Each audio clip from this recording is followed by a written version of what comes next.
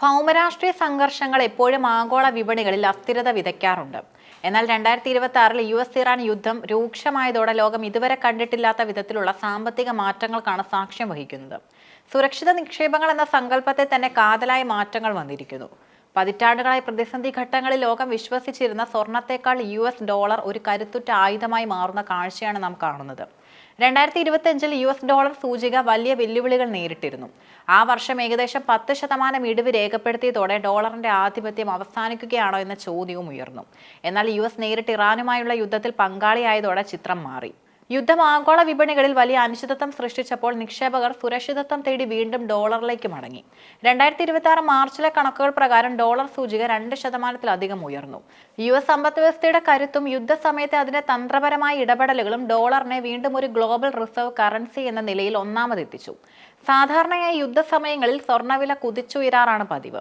എന്നാൽ US-ഇറാൻ യുദ്ധകാലത്ത് സ്വർണ്ണ നിക്ഷേപകരെ ആശയക്കുഴപ്പത്തിലാക്കി. മാർച്ച് 2-ന് ഒറ്റ ദിവസം കൊണ്ട് സ്വർണത്തിന് 8500 രൂപയിലധികം വർദ്ധിച്ചപ്പോൾ എല്ലാവരും കരുതി ഇത് സ്വർണം പുതിയ റെക്കോർഡുകൾ ഭേദിക്കുമെന്നാണ്. എന്നാൽ മാർച്ച് 23 ആയപ്പോഴേക്കും വില 1,35,846 രൂപയിലേക്ക് താഴ്ന്നു. യുദ്ധത്തിന്റെ തുടക്കത്തിലെ ഏറ്റവും ഉയർന്ന നിരക്കിൽ നിന്നും ഏകദേശം 14.3% ഇടിവാണ് സ്വർണത്തിനുണ്ടായത്. ഈ ഇടിവിന് പിന്നിൽ പ്രധാനമായി 2 കാരണങ്ങളുണ്ട്. ഡോളർ ശക്തിപ്പെടുമ്പോൾ സ്വാഭാവികമായും സ്വർണത്തിന്റെ ആകർഷണീയത കുറയുന്നു. US വിപണിയിലെ ബോണ്ട് ആദായം വർദ്ധിച്ചതോടെ പലിശ നൽകുന്ന ആസ്തികളിലേക്ക് നിക്ഷേപകർ പണം മാറ്റി. പലിശയോ ഡിവിഡൻഡോ ലഭിക്കാതെ സ്വർണം ഇതോടെ 2ാം നിലയിലേക്ക് തടയപ്പെട്ടു. വിപണി വിദഗ്ധനായ സുഗന്ധ സച്ദേവയുടെ നിരീക്ഷണ പ്രകാരം ഡോളർ കരുത്താർജിക്കാൻ പ്രധാന കാരണം പെട്രോ ഡോളർ സംവിധാനമാണ്. ആഗോള എണ്ണ വ്യാപാരത്തിന്റെ സിംഹഭാവം ഇപ്പോഴും ഡോളറിലാണ് നടക്കുന്നത്.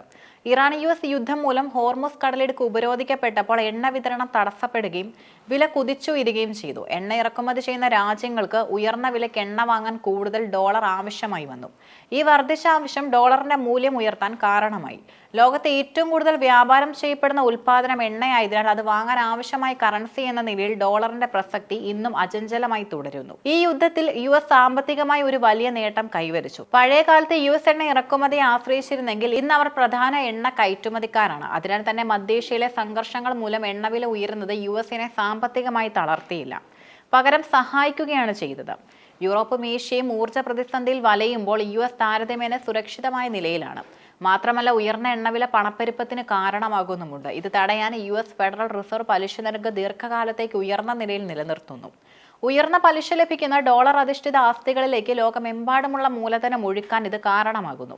സ്വതന്ത്ര വിപണി വിദഗ്ധനായ ആദിം നുറാനിയുടെ അഭിപ്രായത്തിൽ യുദ്ധകാലത്ത് സ്വർണം ഇപ്പോഴും മൂല്യമുള്ള ആസ്തി തന്നെയാണ്.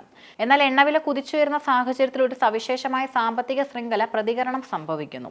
എണ്ണവില കൂടുന്നത് പണപ്പെരുപ്പ ഭയം വർദ്ധിപ്പിക്കുന്നു. ഇത് ബോണ്ട് ആദായം ഉയർത്തുന്നു. ബോണ്ട് ആദായം കൂടുമ്പോൾ നിക്ഷേപകർ സ്വർണത്തിൽ നിന്ന് പണം പിൻവലിച്ച് ബോണ്ടുകളിലേക്ക് മാറ്റുന്നു.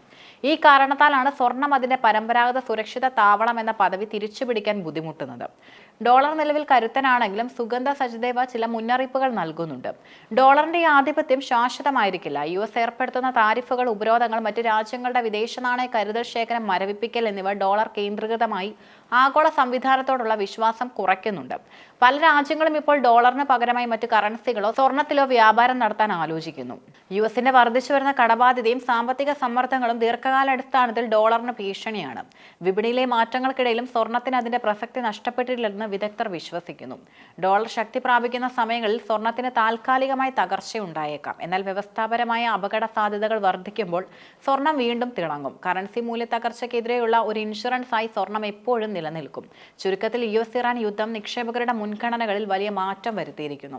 സ്വർണത്തേക്കാൾ കൂടുതൽ പ്രാധാന്യം ഡോളറിന് ലഭിക്കുന്ന ഒരു കാലഘട്ടമാണിത്.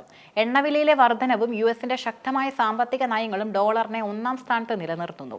എങ്കിലും ആഗോള സാമ്പത്തിക രംഗം എപ്പോഴും ചലനാത്മകമാണ്. ഭാവിയിൽ ഡോളർ അധിഷ്ഠിത സംവിധാനത്തിൽ വിള്ളലുകൾ വീഴുകയാണെങ്കിൽ ലോകം വീണ്ടും സ്വർണത്തിന്റെ പഴയ പ്രതാപത്തിലേക്ക് മങ്ങിപ്പോകാനുള്ള സാധ്യതയുമുണ്ട്.